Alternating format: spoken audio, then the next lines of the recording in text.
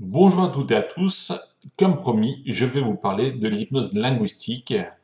Vous parler aussi de ce formateur Igor.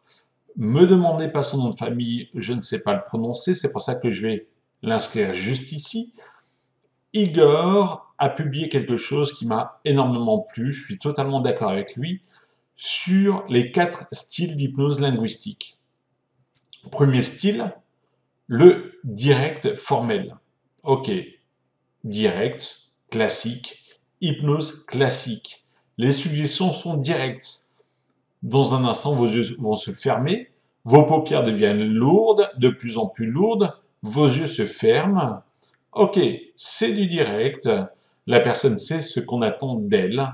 D'ailleurs, c'est pour ça qu'elle peut mettre plus de résistance, mais un bon praticien va pouvoir quand même contourner les résistances et le faire aller beaucoup plus profondément sous hypnose.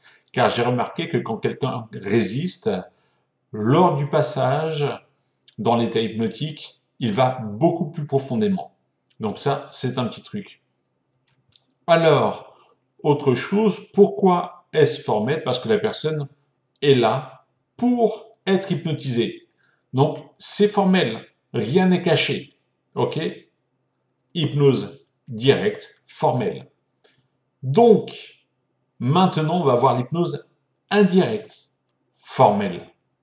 L'hypnose ericksonienne, par exemple, où les suggestions sont totalement indirectes, la personne ne les voit pas arriver. D'ailleurs, quand elle s'en rend compte, si elle s'en rend compte, c'est déjà trop tard. Donc, c'est une hypnose indirecte. Pourquoi formelle? Parce que la personne vient au cabinet pour être hypnotisée, donc c'est formel. L'hypnose conversationnelle, par exemple, serait dans ce style d'hypnose. Car quand quelqu'un vient au cabinet, il vient pour être hypnotisé. Mais c'est indirect. Et d'ailleurs, on ne peut pas, dans la vie de tous les jours, utiliser des phrases du style « je sais qu'une partie de vous sait alors qu'une partie ne sait pas, etc., etc., qui est à la fois confusionnant, dissociatif et plein d'autres choses. Vous ne pouvez pas le mettre dans une discussion autour d'un repas. La personne vous prendrait pour un fou, par exemple. Donc, effectivement, c'est mieux de mettre ça dans un cadre formel. Donc, c'est de l'indirect formel. Il y a le troisième style, qui est le direct informel, qui est style PNL. Et oui, la PNL. Pourquoi est-ce direct? Parce que les suggestions sont directes. Fermez les yeux, imaginez ci, imaginez ça.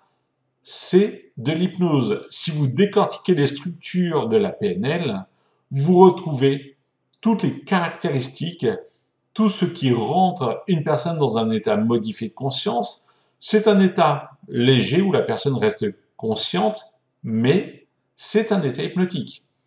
Donc là, c'est de l'indirect, c'est du direct, informel. Pourquoi? Pourquoi informel? Parce que justement, on ne lui dit pas que c'est de l'hypnose.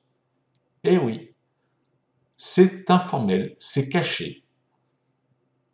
Maintenant, le style que j'affectionne le plus, ça fait des années que je travaille dessus, que je le découvre, que je l'approfondis, qui est l'indirect informel, le covert hypnosis, l'hypnose cachée, camouflée. Là, la personne ne sait pas qu'il se passe quelque chose et ne le saura jamais si on ne lui dit pas. Le covert hypnosis peut être fait n'importe où, n'importe quand, à n'importe quel endroit. Il faut des années de pratique pour pouvoir le maîtriser car c'est un mélange de classique, de moderne, d'ericksonien, de PNL, d'ingénierie sociale et plein d'autres choses. C'est vraiment complet. On a pris tout ça, on a mis ensemble, on a checké et il en est sorti un mélange détonnant qui est le covert hypnosis. Donc, pour maîtriser ce genre de technique, il faut des années de pratique, heureusement, car ça peut être une technique assez dangereuse, ça peut être une technique assez dangereuse, j'en bafouille, mise dans de mauvaises mains. Voilà 4 styles d'hypnose, je suis totalement d'accord avec ça.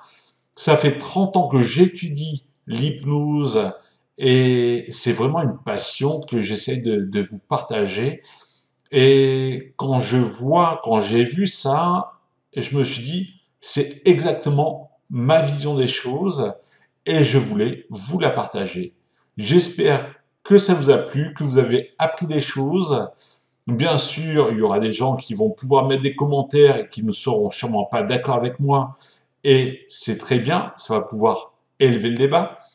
En tout cas, passez une bonne soirée et au plaisir de vous retrouver dans une autre vidéo. À bientôt.